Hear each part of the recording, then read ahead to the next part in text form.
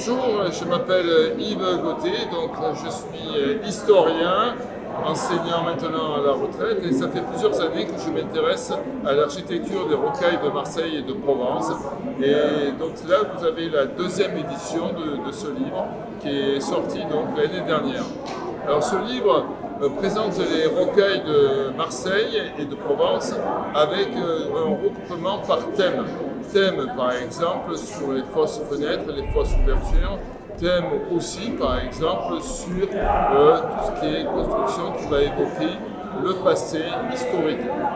Alors ces rocailles, pour définir rapidement, ce sont des décors qui ont été faits au ciment qui a été redécouvert au XIXe siècle, et ce ciment qui a été redécouvert au XIXe siècle, on s'en sert pour l'ornementation des jardins.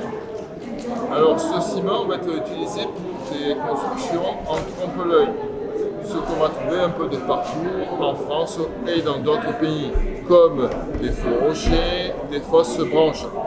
D'ailleurs, le terme de fausse branche, de faux bois, c'est le terme utilisé en anglais pour désigner les rocailles. On parle de faux bois.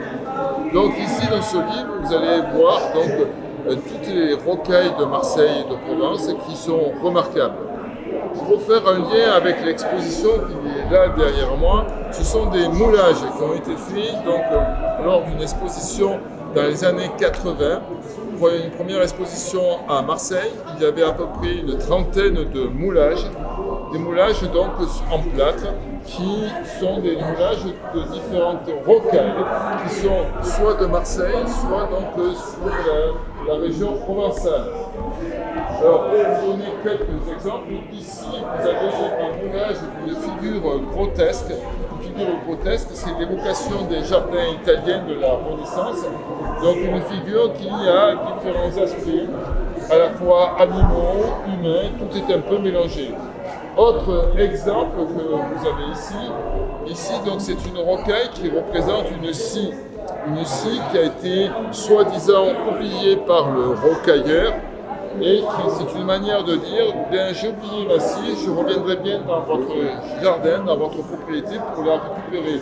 C'est une sorte de clin d'œil.